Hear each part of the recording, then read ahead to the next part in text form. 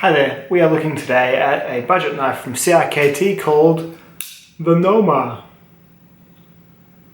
Let's take it down to tabletop and talk a little bit about this fairly new knife from CRKT, donated by my buddy Ian. Thanks, man. Always cool to have another CRKT around. I'm not the biggest CRKT aficionado, I've had a few. But this one is a Voxnace design, which is always good. I've never had a design of his that I didn't like. I know the roll broke, but that wasn't his fault. It's probably mine, a little bit bulky, a little bit Boker's, but you know, nothing on Jesper so far to indicate that he makes crap knives at all. So let's have a look at how this thing has performed for me.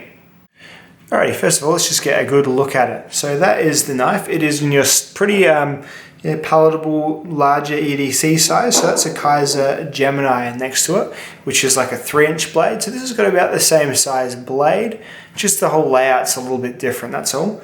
So it's the Kaiser Gemini there. Let's look at next to a big zero tolerance knife. That's the ZT0220 there. A little bit more of a big, beefy knife. And let's look at it next to some enormous knives like the Benchmade Contago. Just there, let's put that pivot to pivot there, you see. And of course my new current champion large knife, the Spyderco Police. There it is there. So yeah, it's kind of like a mid-sized EDC knife. So let's have a look at the features of it. So you get a blade that is 3.5 inches long. It's made of high saber ground 8CR13 MOV steel. It is sort of satin finished, and it is in what is kind of, the whole knife is kind of in that, it's a riff on that Canadian belt knife style with the very sort of almost trailing belly up to like a pretty high drop point. Yeah, just the whole like very much a skinning style pattern of blade. Anyway, so there you go. So you get that in the handle. Then you get some FRN handles here, which have this kind of odd little patterning there. I'll provide another close-up shot of that so you can all see what I'm talking about. You get some stainless steel liners, which are full liners, so they're not skeletonized, down the channel there. You get a pretty decent deep carry pocket clip. And you get a Lockback. And pretty, high integrity construction really. So it's a very well put together knife. CRKT's OEM very rarely, in my experience, has strayed too far wrong in terms of actual fit and finish. A little Torx bits holding the knife together. You get a nice sort of oversized pivot denoting a bit of strength there. Pretty good. And you've got a grip that is, guard at the front, parrot speak at the back, and you can fit, it's designed to fit all 4 fingers of your fist in there. So there we go. Yeah, so the blade. Let's zoom in on the blade and talk a bit about how that performs. I found the blade to be a pretty good slicing pattern of blade. It's actually quite a good EDC cutter. It's not too bad at all against surfaces, and also whilst holding the knife upright. It's got a pretty generous kind of choil area here that you can ride a finger on. It's not intended to be as such, but you are kind of guarded by this extra lip here of the where the plunge grind stops, which is kind of dull and flat there. That's probably not intentional, but in this case, it actually does help to make that somewhat of a forward finger choil. Not too bad if you are doing some kind of detailed work, to use frequently spun knife nomenclature. But overall, it's a pretty attractive looking blade pattern as well. It's got some pretty decent jimping there. It's like definitely present, but not too insane. And yeah, you can generally get a good grip on this knife however you were thinking of holding it. The handle is decent, but a little bit small for my hands, unfortunately, and there is not much you can do about that. It is rather specific. They're hoping that your forward 2 fingers go there and that your back 2 fingers go there. I think it is my forward 2 fingers don't quite go there. The second one is left sitting on the hump, and the back 2 are just kind of shoved off, resting on the tip of the parrot's beak rather than inside. So a bit of a bummer there, not quite fitting my hand. But if your hands were slightly smaller, it would be, and it was a good fit, it would be a very comfortable knife. There isn't anything really hot in terms of, pinchiness or sharpness anywhere. The channel's done pretty well. The clip is nice and flat and low profile while still having some good ramping there. It's a generally well-designed knife, as you'd expect from a seasoned pro like Jesper Voxnace. Absolutely. Now, let's talk about the cons. So, for a start, it is a traditional style lockback knife. So there is a nail nick and a backlock. Those things aren't terrible, but something about it just doesn't appeal to me on this knife here. I would have preferred a thumb stud, hole, or other one-handed opening mechanism. The lip here for the nail nick is just huge, and I just think it's all just a little bit ugly. It makes that nice blade look a little bit ugly looking. I don't know. I'm just not a fan. I would have preferred just a small thumb stud where that CRKT is, and open that up like that. I'm not adverse to lockbacks, and as far as lockbacks go, it's a really nice smooth one. It's a nicely well done lockback, and it of course is, you know, fairly strong. You can get some Lockrock when you push up on the blade, which is, you know, not ideal, but shit happens, it's fine. It's not really going to cause you any bothers because it's not like the blade's going to like fly backwards or anything. It's just you are going to notice it kind of kick in when you do intense cuts, perhaps against wood or whatever. So there's that. The other main thing that, of course, a steel nerd like me is going to bitch about is the 8CR13 MOV steel in this knife. CRKT, stop using this steel. Other steels are available in China to your OEMs, and AUS 8 is no better.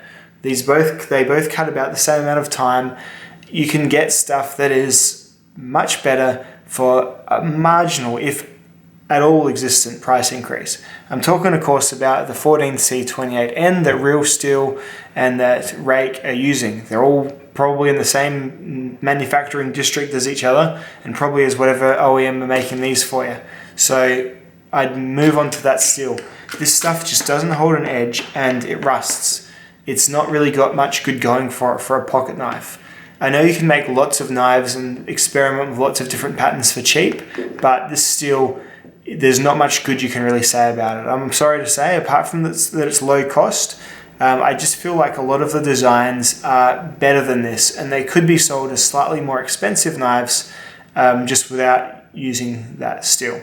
And I know some people just don't care about the steel. Some people just collect knives and seldom use them. As somebody like kind of tests the knives a bit and pushes them to limits a bit, there's just stuff that's out there that's so much better for not really much else in terms of money. But steel does not make the knife. The whole experience makes the knife. And this isn't a bad knife. It's kind of just going to be another one of those CRKTs I'm just kind of lukewarm on, really, I guess. It's got some good going for it. Like, it is kind of like, I guess you could say it's a take on the modern traditional knife a little bit. It's definitely what they're going with. It's kind of got a couple of traditional aspects to it, being like a Canadian belt knife riff, as well as a lockback and a nail nick and that sort of thing. Probably could have done without the nail nick, and even just if it was just a pull without the nail nick, I don't know, it might have been okay. Because frankly, you can just pull it open like that. You don't actually need to dig your nail into that at all. In fact, that's way less comfortable. So it's just kind of more saying that this is a nail nick traditional knife. But then, yeah, it's got the modern sort of plasticky hand materials and like a cool sort of flash pattern there. So yeah, I can see what they're trying to do, and it's kind of cool. I approve when people try and make changes, and that's the knife, you know, the knife norms. And I think it is a well-designed knife. You know, 4-way pocket clip, smooth, lockback, good, you know, good looking sort of all silver back construction there. Pretty cool. Big oversized pivot. It's a strong knife. It's a well-made knife. It's just not served by its materials at all. A lot like so many other great CRKT designs that we're seeing, they could just do with such even just a modest to a decent upgrade. I'll tell you what, if CRKT got onto some S35 VM, like LA Police Gear have somehow done in China, which does actually perform like S35 VM, and put that in some of these knives, they'd have some real winners. So a little bit more effort there, and just in terms of that would be like a couple of buying and like company decisions, I think they'd have a lot more cred, because everything from CRKT, really great design, but then what? Black plastic FRN or G10, 8CR13 MOV. I'm just kind of over it myself, and I think a lot of other folks kind of expressing the same sentiment. Anyway, still rants enough. I I do hope that they do listen though, because yeah, it's quite a commonly voiced complaint. But anyway, this knife is about sort of in the $30 mark in the US, probably about $50 in Australia. It's a decent buy if you're after just a pocket knife that is strong, that you can use, that you can carry and you enjoy carrying. The clip is decent in your pocket. It's a very thin design. It's not got a lock that you can hand it to someone and they'll know how to use it straight away. Which is just a lockback and nail nick. So I guess it's nice and simple, and it's a pretty clean design. It's not too wide in the pocket. It's kind of like, is it Kaiser Gemini wide? It might be about the same.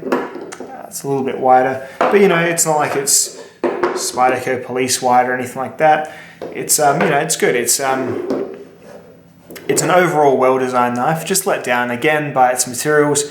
And just by a couple of little odd choices like the nail nick and the even just the FRN would have been. This would be nicer as like an aluminium handle knife or something similar to that. It's got enough grip in it during the double bloody parrot speaking. So just things like that. A little bit, be a bit outside the box is all I ask from CRKT to start getting better reviews from me on my super awesome channel with 6,000 subs.